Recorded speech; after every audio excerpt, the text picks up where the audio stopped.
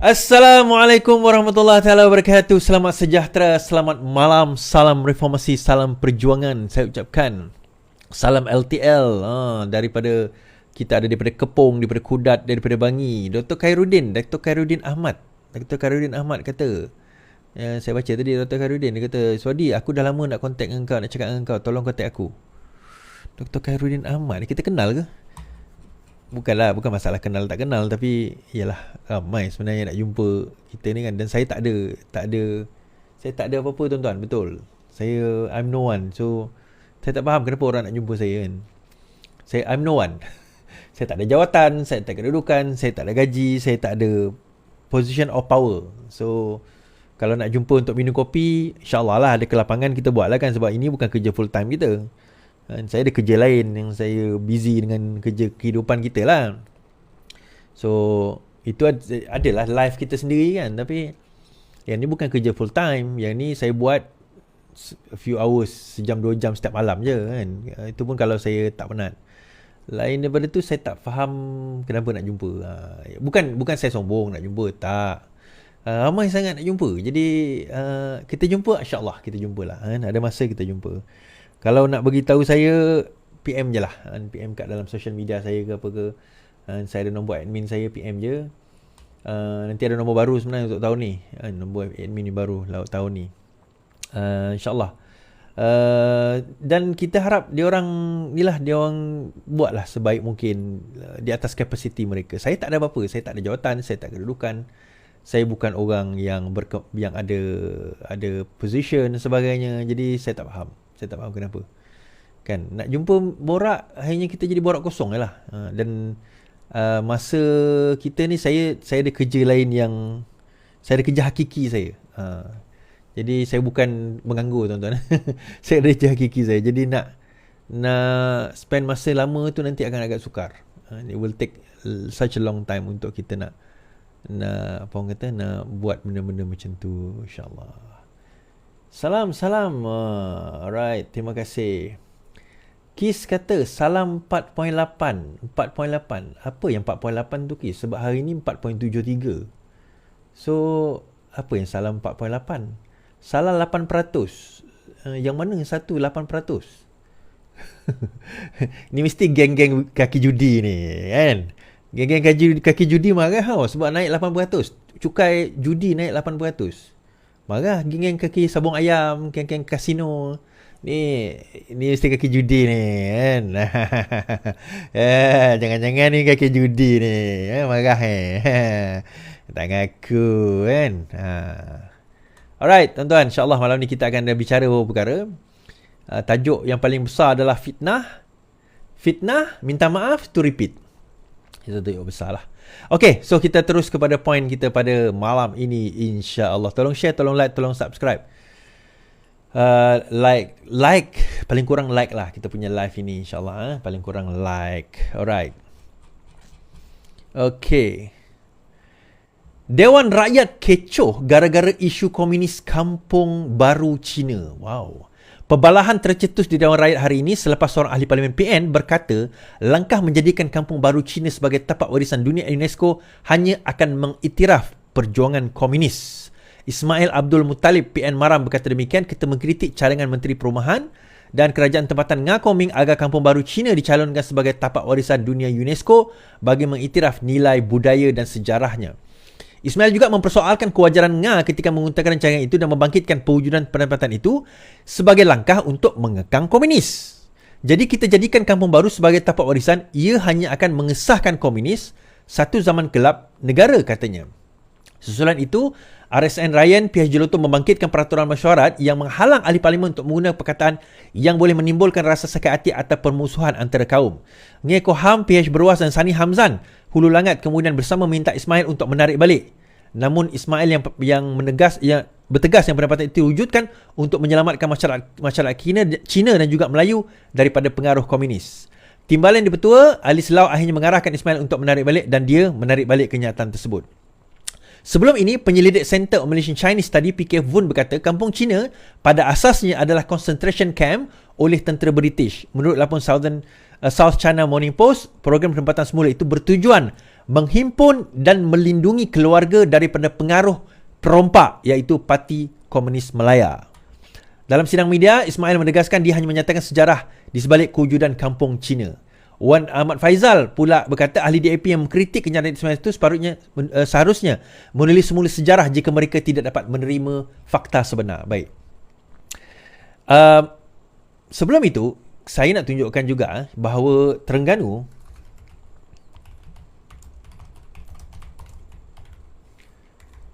juga pernah memohon apa orang kata satu kampung Cina sebagai memohon UNESCO iktiraf keunikan warisan Cina di negeri Terengganu.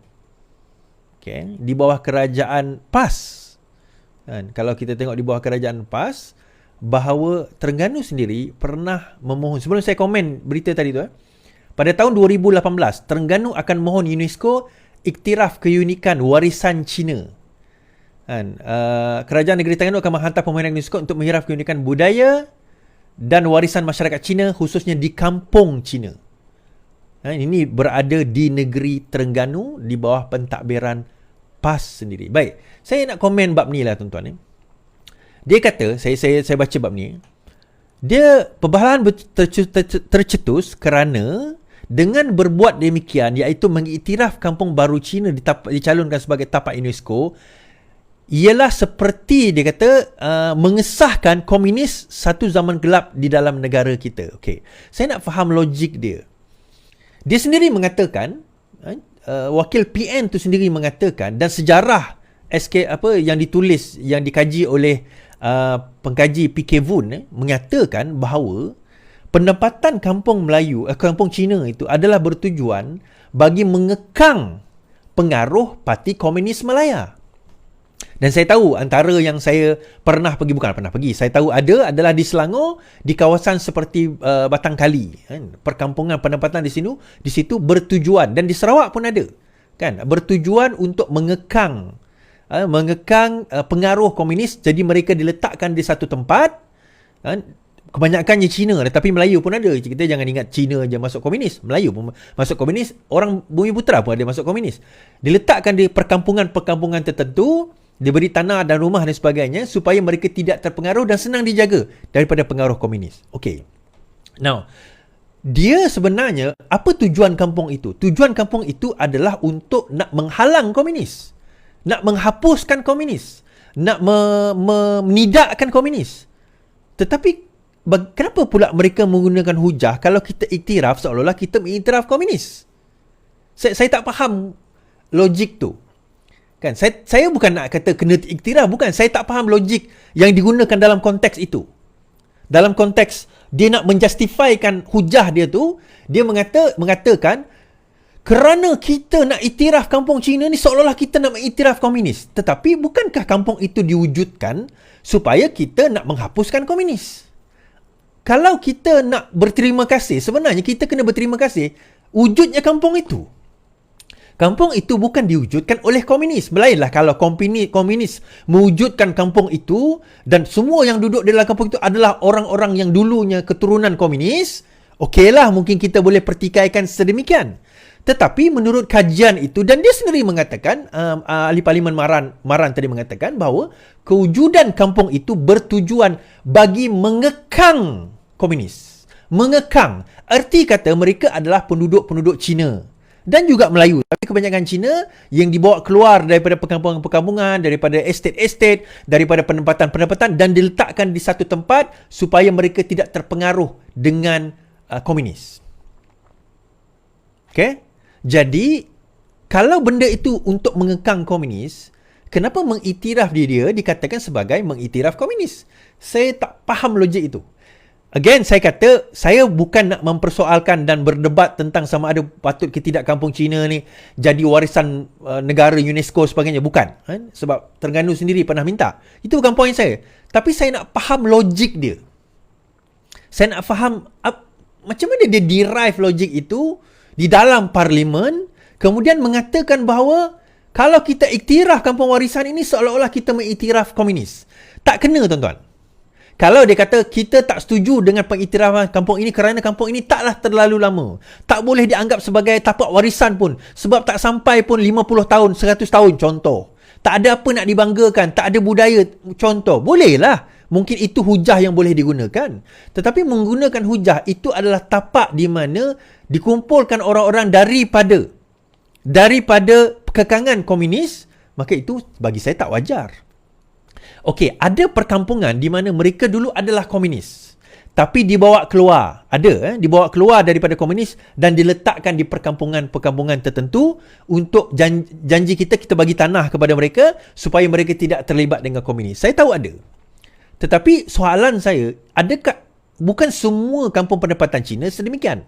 Dan adakah yang nak diiktiraf di UNESCO itu yang nak iktiraf itu, adakah itu spesifik kepada maksudnya adakah itu kampung yang dimaksudkan? Erti kata mereka ni semua komunis diletak di situ dan dijadikan tempat untuk mereka supaya keluar daripada komunis. Saya bagi contoh antara tempat, tuan-tuan tahu di Sarawak ada satu tempat nama Seri Aman.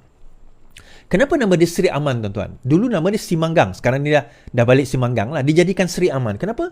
Sebab di situlah kita tanda tangan perjanjian dengan komunis untuk mereka surrender. Di Sarawak lah. Dalam konteks Sarawak. Sebab Sarawak ni komunis dia ada sampai agak lewat. Tahun 80-an tu masih ada lagi. Saya ingat masa saya kecil dulu, pukul 6 tu curfew. Tak dibenarkan keluar daripada rumah, kena duduk rumah. Sebab pada masa itu mak saya cakap lah, dia kata, tak boleh keluar, dia kata. Sebab apa? Sebab ada hantu akan potong kepala budak-budak. Dia macam tu lah, senang cerita kan. Tapi dah saya besar, baru saya rela bukan hantu. Actually komunis. Pada waktu, tapi dia nak explain kat saya pun tak faham. So dia kata tak boleh ni pukul 6 hantu. Dan saya ingat lagi, bapak saya, arwah atuk saya, dia orang asah parang, letak dekat rumah, dia ada plastik, kunci pintu dan sebagainya in early 80s macam tu lah. Like 80, saya tengok 80s berapa, 80-an macam tu.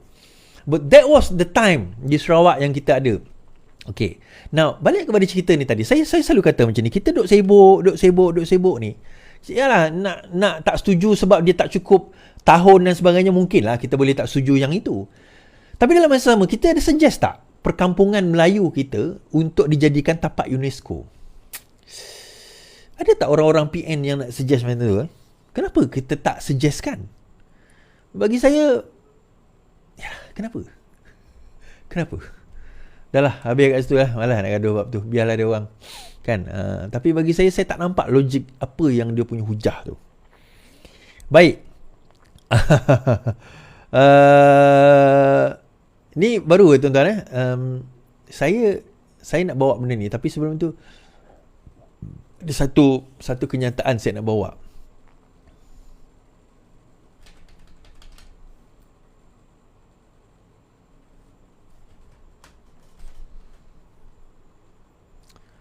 Allah, ya Tuhanku.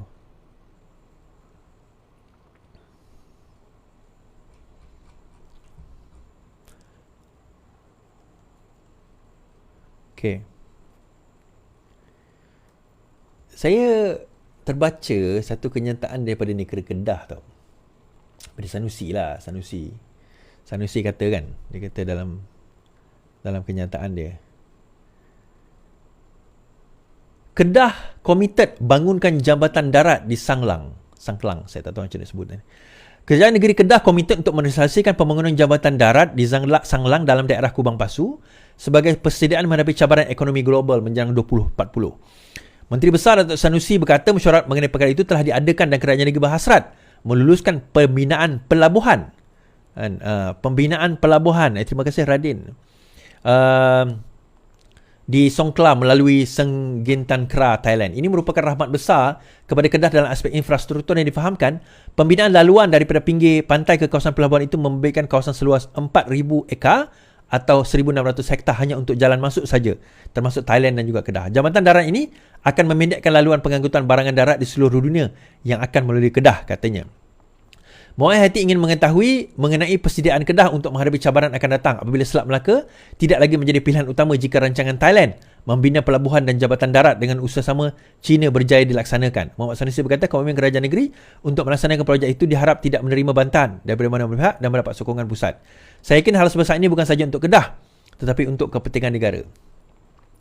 Now, saya tak tahu macam mana Sanusi boleh announce projek ini. Dia committed nak bangun jambatan darat, tetapi sebenarnya belum ada apa-apa orang kata apa, persetujuan, belum ada apa-apa. Yalah, sebab dia kata dia, saya berharap bahawa dia tidak mendapat tentangan dan bantahan daripada banyak pihak dan mendapat sokongan daripada kerajaan pusat. Seperti seolah-olah bahawa sebenarnya tak ada apa-apa cadangan pun. Sebagaimana juga dia pernah buat dengan di apa orang kata, di Kulim punya airport tu kan. Tidak pernah ada tidak pernah ada persetujuan pun. Itu yang menariknya dekat situ. Sebab itu saya tertarik juga nak tahu apa sebenarnya, apa dah jadi dengan projek-projek yang dijanjikan di negeri Kedah. Apa yang telah berlaku dengan projek yang telah dijanjikan di negeri Kedah, daripada Letar Lumba, kemudian dia nak tambak Langkawi, buat projek bilion, lepas tu dia punya airport, test untuk dia nak test dan sebagainya, tempat dekat Langkawi. I mean, what happened? What happened to all those tempat-tempat tersebut? Dan yang terkini sebagaimana yang yang dinyatakan oleh YB Akmal Nasir. YB Akmal Nasir menyatakan bahawa projek-projek yang sebelum ini diumumkan, terutama bila melibatkan rawatan air, saya kata 2023 Sanusi kata akan settle masalah air. Tetapi sampai hari ini daripada 4-5 tidak ada, maksudnya projek itu bermasalah. Kan, kita tengok sebelum ini bagaimana projek itu adalah dianggap sebagai projek sakit. Malah di Kuala Kedah mereka ada satu grup WhatsApp tau, untuk menyatakan bahawa betapa teruknya masalah air di negeri Kedah. Saya tengah cari, ada satu surat ataupun satu utusan yang dihantar kepada YB Akmal Nasir. Okey, saya jumpa dah. Saya bagi contoh ni. Saya bagi tuan-tuan baca. Alright. Surat terbuka untuk YB Akmal Nasir dekat Facebook saya. Masalah air di Kuala Kedah yang semakin parah. Assalamualaikum YB. Masalah air di Kuala Kedah sangat parah sekarang ini. Kami ini penduduk ibarat dah putus harapan dengan isu air. Masalah air yang timbul. 1. Ketiadaan air untuk tempoh yang sangat lama, sehingga ada tempat yang 3 minggu langsung air tak turun. 2. Sekiranya air turun pun untuk beberapa jam dan tekanan air sangat rendah. Malahan ada beberapa tempat yang airnya cuma 15-20 minit, setelah beberapa minggu air tak turun. Dan air turun cuma cukup untuk simpan di dalam tong dan perlu berjimat cermat dengan penggunaan air. 3. Tekanan terlalu rendah, sangat rendah di banyak kawasan menyebabkan tiadaan air di setengah-tengah tempat berminggu-minggu. Walaupun laporan telah dibuat, antaranya laporan paip bocor, ketiadaan air, tindakan diambil adalah terlalu lambat. Dan kadang-kadang sampai perlu buat laporan banyak kali baru ambil tindakan. Lori masuk tak sampai ke semua rumah yang terkesan seperti di kawasan-kawasan kampung.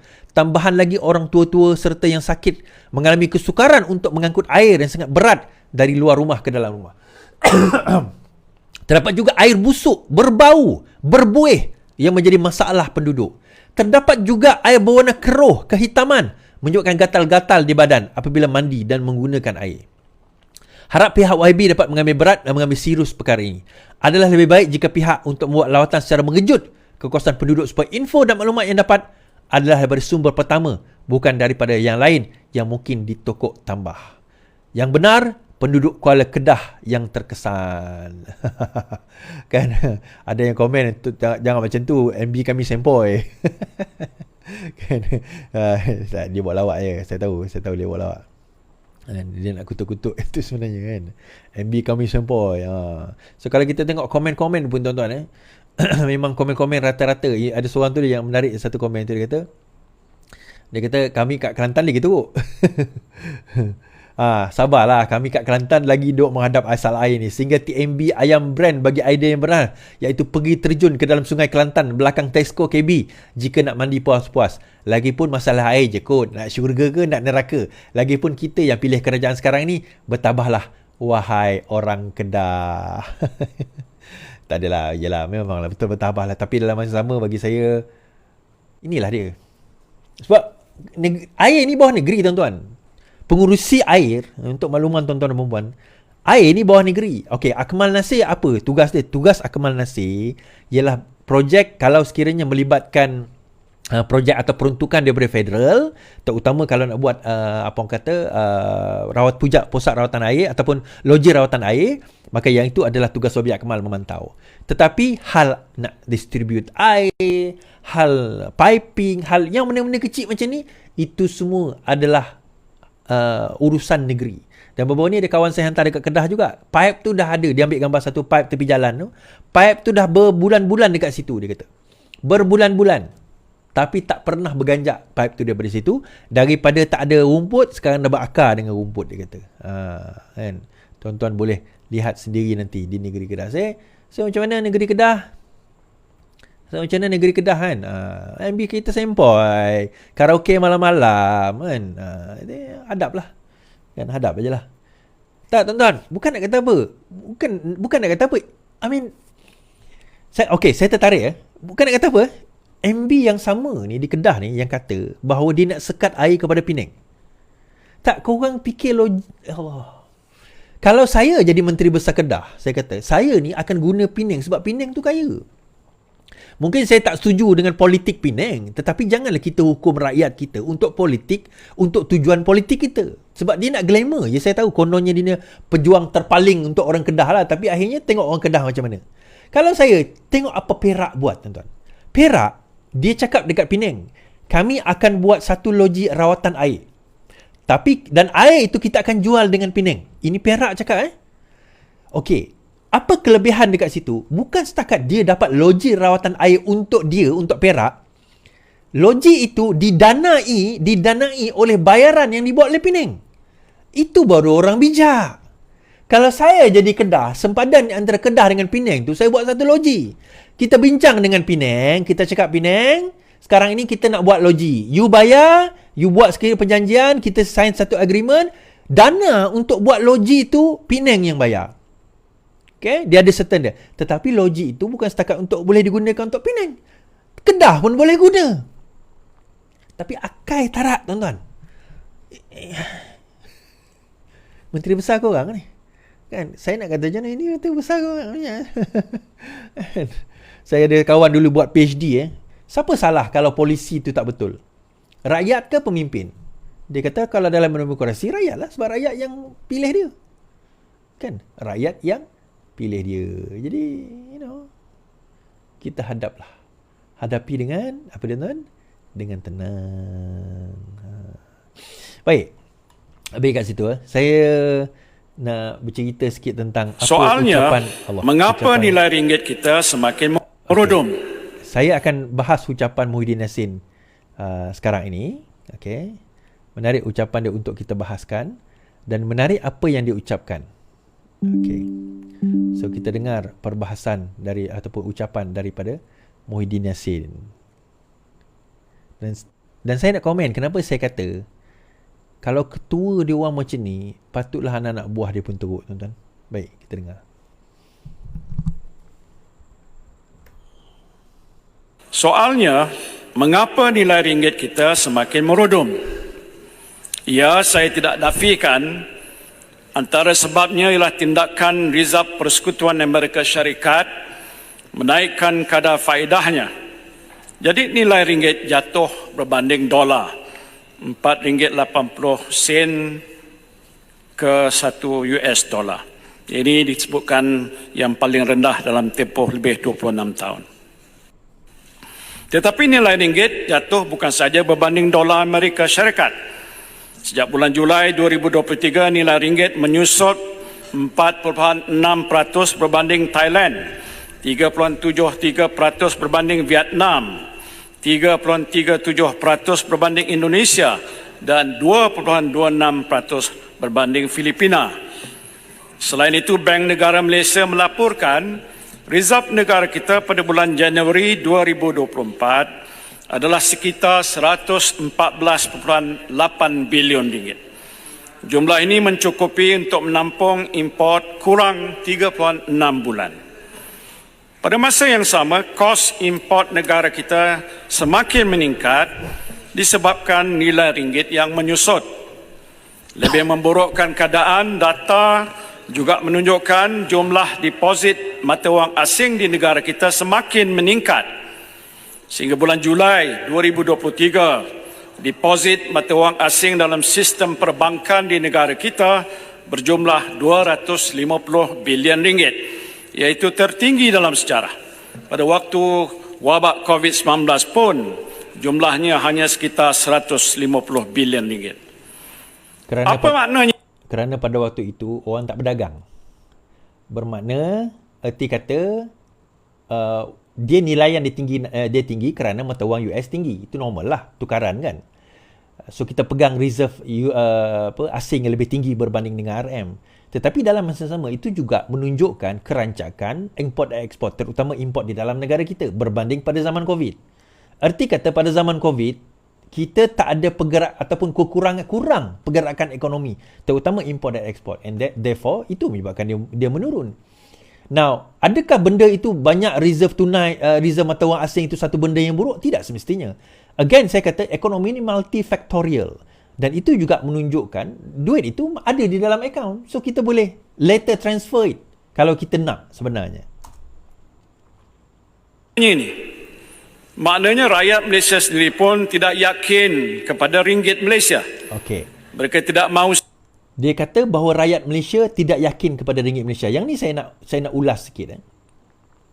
Okey. Muhyiddin Yassin kata tadi pada awal mengatakan bahawa dia faham bahawa apa yang berlaku kelemahan ringgit itu kerana mata wang interest ataupun Federal Reserve di Amerika telah menaikkan kadar interest mereka. Dia faham, dia kata. Tetapi dia berhujah kemudian, dia mengatakan bahawa daripada segi ketidakyakinan rakyat kita sendiri terhadap ekonomi menyebabkan ringgit jatuh. Itu bukan faktor pun sebenarnya. Kerancakan ekonomi dan juga kenaikan USD itu antara sebab utama menyebabkan berlaku, orang kata apa, seperti mana yang kita tahu, diorang nak beli mata wang US berbanding dengan mata wang kita. Kenaikan reserve ataupun foreign exchange reserve kita adalah kerana tukaran USD lebih tinggi. Dan dia mengatakan bahawa kita semakin teruk berbanding dengan negara-negara lain. Baik, saya baca berita semalam, tuan-tuan. Semalam saya baca sekali lagi. Alright. Ringgit meningkat berbanding US dollar. Hari ini pun ringgit adalah RM4.73. Ringgit meningkat berbanding dolar USD menjelang pengumuman OPR. Ini semalam punya berita. Ringgit ditutup tinggi pada hari ini. Ringgit ditutup tinggi berbanding US dollar dan sekumpulan mata wang lain serta mata wang ASEAN menjelang keputusan Bank Negara Malaysia mengenai kadar semalaman semalam. Pada 6 petang, ringgit meningkat kepada RM4.72 berbanding dengan RM4.74 semasa ditutup pada hari Jumaat. Hari ini turun sikit kepada RM4.73, tetapi dia bermain di sekitar demikian. Dan sekarang ini ringgit juga mengukuh berbanding mata wang ASEAN yang lain. Kerana apa? 7 hari bulan ini Bank Negara Malaysia akan mengumumkan OPR yang baru. So daripada segi ringgit, itu sesuatu yang memang kita dah jangka. Kan? Kita dah jangka benda itu berlaku. Tetapi daripada segi fundamental ekonomi yang lain, kita tahu bahawa benda ini persediaan untuk pengukuhan ringgit itu dah ada. Secara fundamentalnya, pengukuhan ringgit itu dah ada. Kalau kita tengok pada zaman Muhyiddin Yassin memerintah, fundamental kita pada waktu itu berada dalam keadaan yang sangat lemah. Unemployment rate naik sehingga 5%. Inflasi naik sehingga 4 ke 5% atau lebih daripada itu. Kalau kita tengok even perdagangan antarabangsa kita, macam disebut tadi, even foreign exchange reserve kita pun hanya 100 bilion berbanding 200 bilion yang kita ada sekarang ini. Bermakna di situ kita nampak kelesuan import dan juga terutama juga ekspor kita. Import kita ada kelesuan, ekspor kita pun ada kelesuan. Now, daripada situ kalau kita lihat secara puratanya, fundamental ataupun parameters kepada ekonomi kita, kepada indikator kepada ekonomi kita sekarang ini, majoritinya dah mula mengukuh. And mereka mengukuh perlahan-lahan. Baru-baru ini Mat Sabu mengumumkan bahawa ada 2 kawasan yang telah dikenal pasti dan telah pun ditanam, digunakan untuk penanaman bawang merah yang akan menghasilkan 5 tan metrik bawang merah.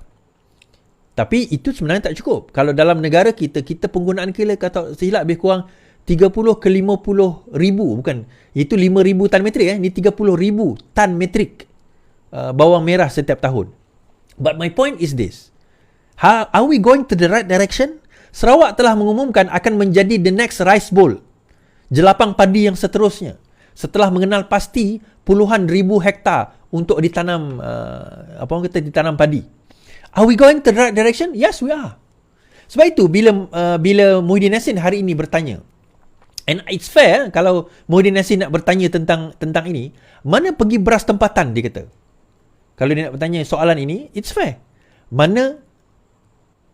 Di mana pergi beras tempatan? Mana pergi beras tempatan, soalan Muhyiddin Yassin. Pengerusi Perikatan Nasional meminta Perdana Menteri memberi penjelasan terperinci mengenai isu beras negara. Dia juga mempersoalkan kerajaan dikatakan kurang bertindak dalam menyelesaikan isu kekurangan beras yang dihadapi rakyat.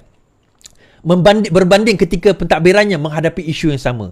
Saya pernah mengurus isu berkaitan beras semasa saya dalam Pertanian dan Perdagangan dalam negeri, dan kami tidak pernah berdepan isu tiada beras di pasaran atau kenaikan harga beras. Pada masa itu beras diurus oleh Bernas. Sekarang saya tidak mengatakan saya bersetuju dengan monopoli 100%, tetapi ia menimbulkan persoalan. Sepatutnya lebih banyak beras tempatan berbanding beras import, tetapi perkara sebaliknya berlaku.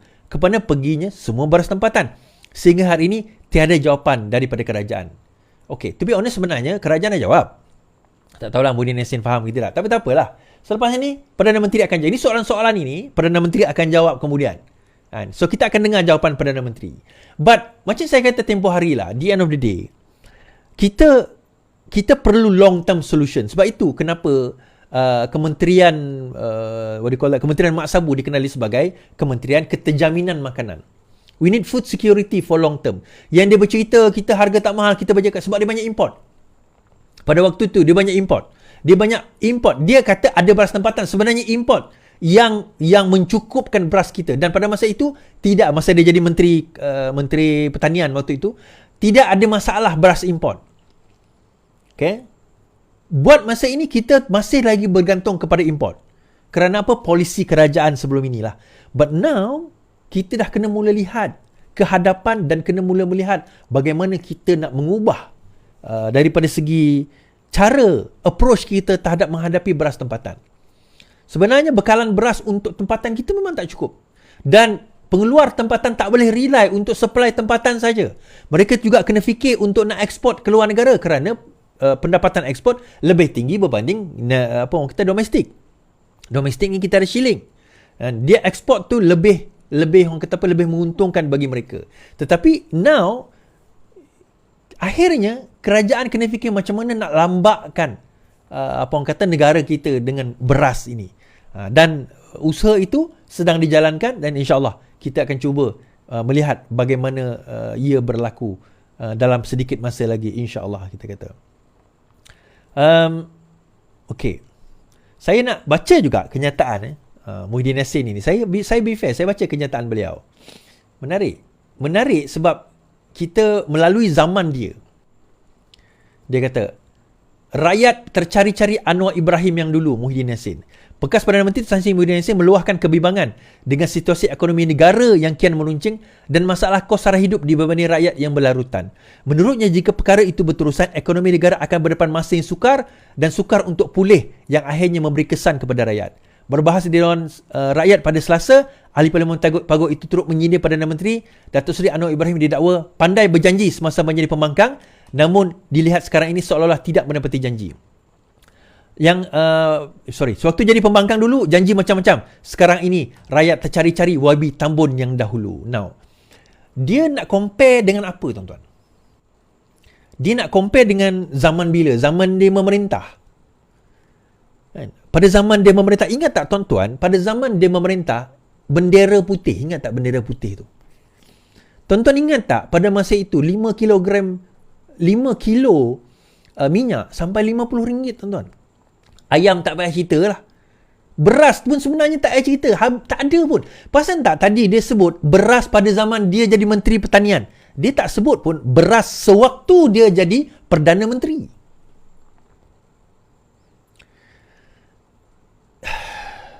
Itu saya kata kalau dia nak compare pada apa? Kita pada tahun 2023 ni, 2022 hujung, 2023 dan masuk 2024, kita mewarisi kerajaan gagal dan kerajaan yang rosak, yang jana wibawanya, yang projek-projeknya, yang duit 300 juta masuk dalam akaun partinya, yang anak menantu dapat projek, yang sahabat handai isteri dapat projek. Kita mewarisi yang itu. Black money, wang yang hilang daripada negara kita, lebih 1 trilion ringgit. Dan some of it contributed pada zaman Paguh menjadi Perdana Menteri. Jadi kita mewarisi itu, tuan-tuan. Kemudian senangnya dia naik, dia kata, di manakah dia Anwar yang sekarang ini menyelesaikan masalah rakyat? Saya nak bagi tahu. Yang pertama, saya percaya bahawa sekarang ni Datuk Seri Anwar Ibrahim dalam direction yang betul untuk nak membetulkan negara kita. Antaranya, KWSP mengumumkan kadar 5.5. Itu indikator. Sebab apa, tuan-tuan? KWSP punya aset pelaburan 1 trilion. Bukan 1 bilion, 1 trilion aset pelaburan KWSP. KWSP, defisit kita sekarang ini mengecil, turun. Dan dijangka tahun hadapan 2025, defisit itu akan turun 4%. Paling rendah kita pernah turun selain daripada surplus zaman Datuk Seri Anwar Ibrahim adalah 3%. Indikator-indikator ekonomi ini sebenarnya kalau kita lihat menjadi satu perkara yang sangat penting. Sangat penting untuk kita nak memastikan bahawa semua perkara ini, tuan-tuan, saya cadangkan tuan-tuan pergi ke website ni, Trading Economy. Di sini kita akan melihat semua faktor ataupun indikator-indikator ekonomi. Dipanggil Malaysian Indicators, terutama ekonomi, dan kita boleh tengok overview. Kan? Kita boleh tengok overview dalam keadaan bagaimana stock market kita mula menaik. Dia turun sikit, naik sikit, tetapi dia stable pada sekadar 1,500 dan dijangka pada hujung tahun ini berkemungkinan naik ke 1,600. Kalau kita tengok daripada segi interest rate kita kekal 3%. Consumer paling tinggi 3.5%. Inflation kita pada 1.5%. Unemployment rate kita 3.3%. Berbanding dengan sebelum ini pernah naik paling tinggi 5.3%, tuan-tuan. So daripada sini kita nampak bahawa I'm not saying we are strong yet, but how we have improved a lot daripada zaman Muhyiddin Yassin menjadi Perdana Menteri. And untuk dia bercakap demikian, bagi saya harap ada seorang ahli parlimen nanti bangkit dan bantai dia balik dan compare balik. Saya harap Wabi Fahmi lah, Wabi Fahmi Saya tahu Wabi Fahmi tengok live saya ni. Saya harap Wabi Fahmi bangun nanti. Wabi Fahmi boleh nyatakan satu-satu fakta, kita compare. Kalau Wabi Fahmi tak ada fakta tu, cari saya. Saya bagi fakta-fakta tersebut. Alright, boleh Okay. Habis cerita kat situ. Okay, menarik satu cerita ni, tuan-tuan. Baru-baru ini, habis dah. Wan Saiful Wan Jan telah mengemukakan satu hujah di parlimen mengatakan bahawa Perdana Menteri itu korup. Perdana Menteri Malaysia korup. Dan Sultan Agong yang di-Pertuan Agong telah berjumpa dengan pemimpin yang korup itu setiap minggu. Dia kata, tak sampai sejam ada pegawai SPRM telah menghubungi beliau. Azam Baki kata, tak ada pun pegawai SPRM yang menghubungi dia. Kan? Lepas tu, bila ditanya di parlimen sekali lagi tentang perkara itu, dia kata case close, tak nak bangkitkan. SPRM bagi Wan Saiful Wan Jan seminggu untuk mengemukakan bukti. Kan?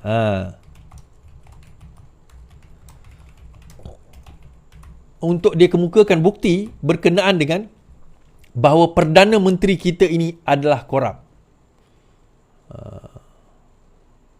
Sepatutnya dia kata kalau sekiranya betul ada bukti, jangan cakap di parlimen.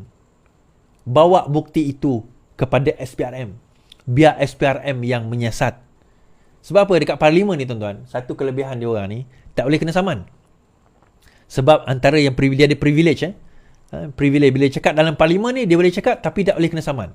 So itu kadang-kadang orang cakap, kalau nak, ulang kat luar. Ulang kat luar, kita tengok berani tak berani. Alright, berani tak berani. Jadi, apa yang berlaku adalah, satu usul dibawa pada hari ini, nak dibawa pada hari ini oleh Timbalan Perdana Menteri Zahid Hamidi. Dia nak bawa usul pada hari ini. Usul tersebut adalah memohon supaya Wan Saiful Wan Jan digantung selama 6 bulan. Tapi sebelum kita tengok usul itu, ini kenyataan daripada apa orang kata, SPRM. SPRM beri tempoh seminggu kepada Wan Saiful. SPRM memberikan tempoh seminggu kepada ahli parlimen Tasik Gelugor, Wan Saiful Wan Jan, untuk tampil membuat laporan berhubung pendedahan bahawa beberapa individu menawarkan ganjaran kepadanya jika menyatakan sokongan kepada Perdana Menteri. Ini yang pasal 4 orang, dikata 4 kali pertemuan itu.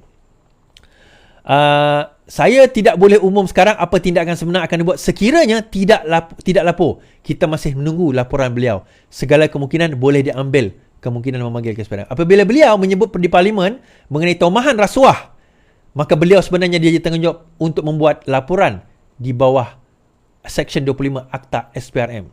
Bukan masalah kerja kami nak cari. Beliau lah kena datang. Sebagai contoh, kalau kita ditawar rasuah, kita sendirilah kena pergi ke pejabat SPRM atau balai terdekat. Takkan SPRM nak jumpa dan bawa ke pejabat. Begitulah kaedahnya.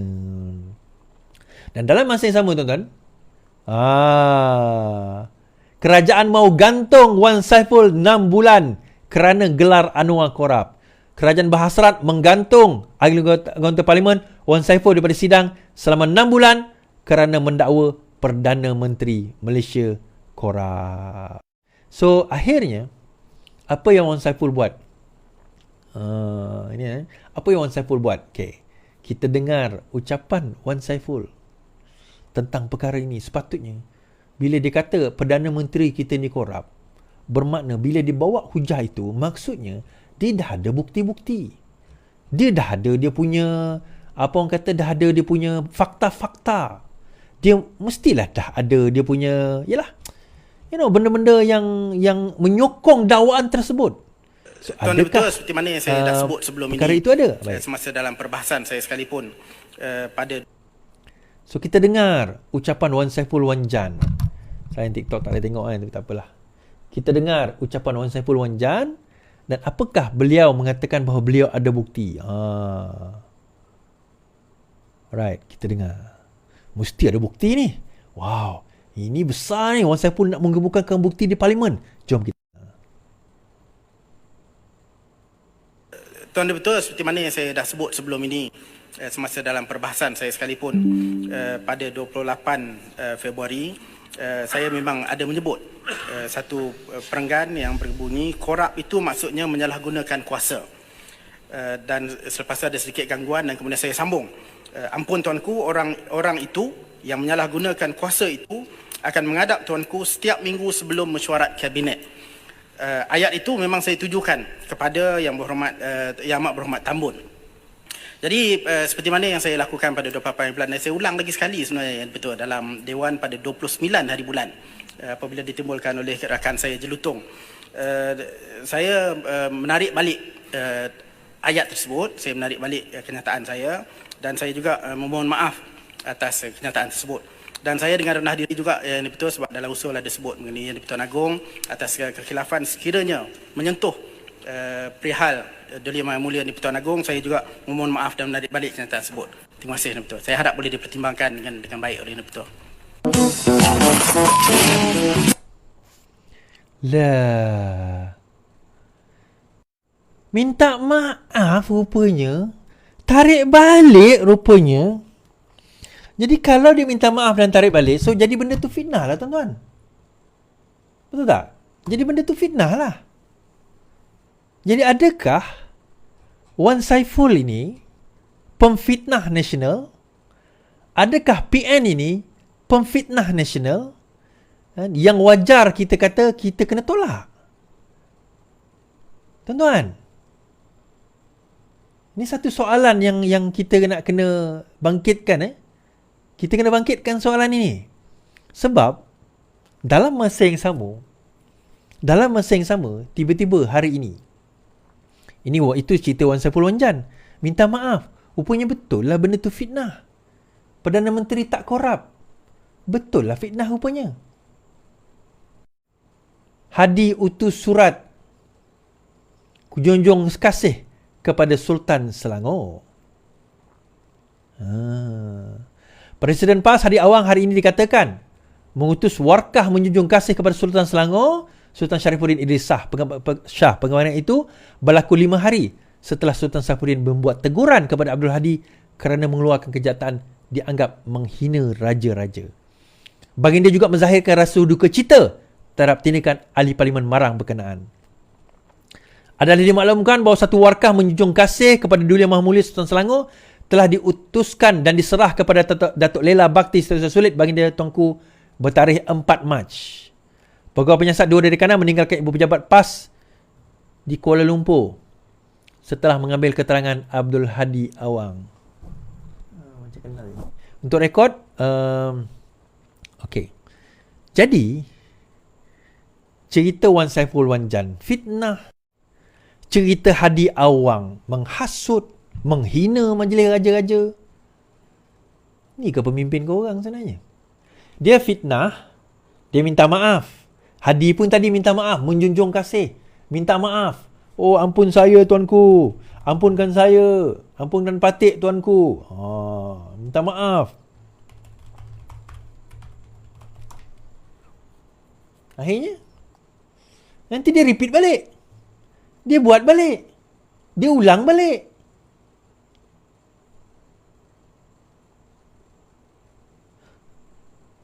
Tuan-tuan kita nak buat macam ni. Inilah dia pemimpin pembangkang yang ada sekarang ini. Dan banyak sangat fitnah dia. Banyak yang sangat fitnah dia. Kadang-kadang kita tak faham.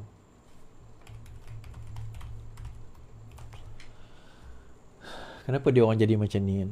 Dia berbeza dengan PAS zaman Tuan Guru Nik Aziz dulu lah. Sangat berbeza. Sangat berbeza. Baik. Akhir sekali tuan-tuan. Syed Abu Hussein 5 MP bersatu.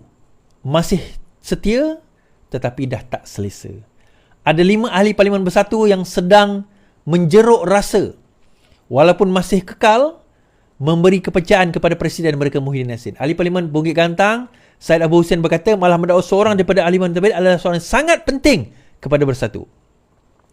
Bercakap kepada Malaysia Kini, Syed Abu Hussein mendakwa individu tersabit ialah Setiausaha Agung Bersatu Hamzah Zainuddin. Hamzah pun orang kata tersah dah dengan Muhyiddin Yassin. Alasan diberikan ialah mereka tidak senang dengan tindakan pemimpin tinggi bersatu yang dianggap enggan mempedulikan kesulitan setiap ahli parti berkenaan. Mereka iaitu 5 bekas pemimpin UMNO dalam bersatu itu tahu apa yang mereka patut buat. Mereka tak selesa dengan keadaan sekarang. Malah Larut sendiri tak selesa sebenarnya. Tapi dia terpaksa berada dalam keadaan begitu.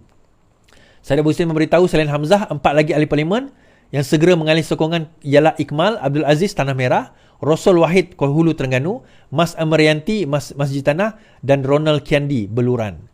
Mereka memenangi kursi masing-masing di atas tiket UMNO BN pada PADU ke-14 namun meninggalkan parti berkenaan untuk menyertai bersatu. Malaysia Kini tidak dapat mengesahkan secara bebas dakwaan. Boleh sumbang tenaga. Okey. Saya mengatakan ya atau tidak dengan dakwaan itu walaupun salah satu nama yang disebutkan tu memang dalam pengetahuan saya memang ada ura-ura nak menyatakan sokongan kepada PMX juga. Cuma saya tak nak cakap yang mana salah satu daripada itu, biar dia orang tentukan nanti. But point ni sekarang ini adalah bersatu dalam keadaan parah. Hubungan mereka dengan PAS pun kita tahu dalam keadaan parah. Kan PAS lebih memihak kepada Mahathir yang anti kepada bersatu berbanding bersama dengan Muhyiddin Yassin yang juga bekas Perdana Menteri. Mereka kehilang keyakinan dengan kepimpinan Muhyiddin Yassin, dan di antara yang mendesak supaya Muhyiddin Yassin itu digugurkan daripada kepimpinan, diambil alih oleh Hamzah Zainuddin adalah daripada PAS. Muhyiddin Yassin dilihat sebagai orang yang sukar untuk dibawa berbincang dan berunding. Kerana selama ini Muhyiddin Yassin menganggap PAS termakan budi dengan bersatu. Kerana PAS dah banyak sangat makan duit dengan bersatu. Jadi dia kata, buat apa kami nak dengar cerita PAS? Buat apa kami nak dengar cadangan PAS? Selama ini PAS menang 4 negeri tu pun duit hasil diberikan oleh Bersatu. Bersatu yang beri boleh menang macam tu. Jangan tak tahu kata. Seolah-olah macam tu. Dia tak katalah. Itulah indikator-indikator yang dibawa di bawah. Jadi buat apa kami nak dengar cakap PAS? Tapi dalam masa yang sama, PAS sekarang ini mula mengenepikan kepimpinan Bersatu di peringkat negeri. Menimbulkan ketidakpuashatian. 5 yang disebutkan tadi, kalau benar sekalipun, tidak memberi apa-apa tambah nilai pun kepada kerajaan yang ada. Tetapi kalau benar, sebenarnya tambah nilai pada kerajaan tak ada apa pun. Tetapi memberi satu tamparan yang sangat hebat kepada Bersatu, Perikatan Nasional, hubungan dengan PAS. Dan PAS pun dalam ura-ura dan cita-cita, ada cerita baru tuan-tuan. Sekarang ini dalam perkiraan dah nak memikirkan hubungan mereka dengan Bersatu ini dikekalkan atau tidak. So kita tunggu je lah pengumuman nanti. Lebih daripada itu saya tak nak cerita panjang-panjang lah. Kan? I leave it there, insyaAllah. Baik, sekian daripada saya. Terima kasih tuan-tuan. Selamat malam. Terima kasih kerana terus bersama dengan saya. Terima kasih kepada share 124, 59,000 like. Saya ucapkan selamat malam, selamat beristirahat. Yang penting, lawan. Tetap lawan. Assalamualaikum.